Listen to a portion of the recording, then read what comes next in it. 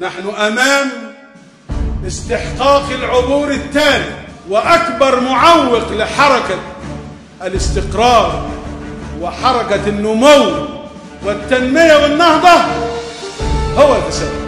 رشوة لا، محسوبية لا، فساد بظلم للناس لا، تضييع أوقات على الناس لا، تضييع فرص على الوطن لا.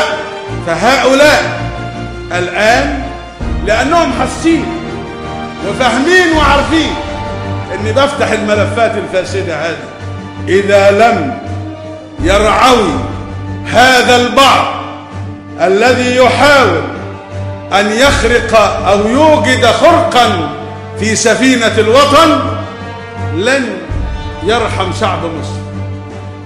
ورئيس المنتخب فاسد مستحيل.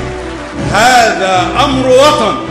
الثورة لها إرادة، ثورة المصريين لها إرادة. الإرادة الثورية باقية ومستمرة. أدعو أبناء مصر جميعا من خلالكم إلى الإنتاج والعمل والجدية، علشان نمتلك 3 حاجات: ننتج غذائنا، ننتج دوائنا، ننتج سلاحنا.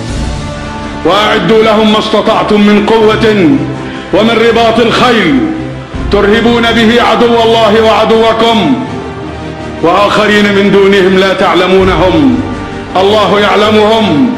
إذا أديتم ما عليكم، إذا كنا يدا واحدة، إذا وظفنا كل مواردنا لصالح وطننا، إذا قمنا بواجبنا كاملا، على قهر المعتدي، قادرين على حماية الأرض والعرض والوطن والأمة كلها. نفوسنا جميعا تتوق إلى بيت المقدس. أوقفوا إراقة الدماء، وإلا فغضبتنا لن تستطيعوا أبدا أن تقفوا أمامها. غضبة شعب وقيادة